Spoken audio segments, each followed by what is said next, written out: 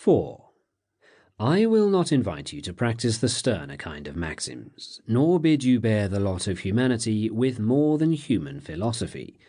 Neither will I attempt to dry a mother's eyes on the very day of her son's burial. I will appear with you before an arbitrator.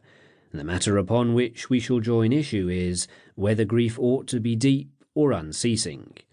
I doubt not that you will prefer the example of Julia Augusta, who was your intimate friend. She invites you to follow her method. She, in her first paroxysm, when grief is especially keen and hard to bear, betook herself for consolation to Arius, her husband's teacher in philosophy, and declared that this did her much good. More good than the thought of the Roman people, whom she was unwilling to sadden by her mourning. More than Augustus, who, staggering under the loss of one of his two chief supporters, ought not to be yet more bowed down by the sorrow of his relatives.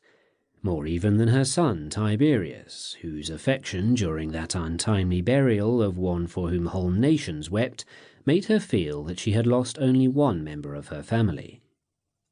This was, I imagine, his introduction to, and grounding in philosophy of, a woman peculiarly tenacious of her own opinion. Even to the present day, Julia, as far as I can tell, and I was your husband's constant companion, and knew not only what all men were allowed to know, but all the most secret thoughts of your hearts, you have been careful that no one should find anything to blame in your conduct.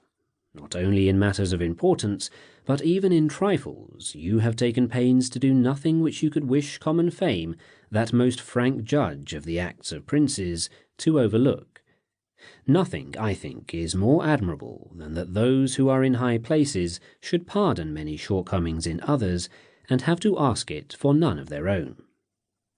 So also in this matter of mourning, you ought to act up to your maxim of doing nothing which you could wish undone or done otherwise.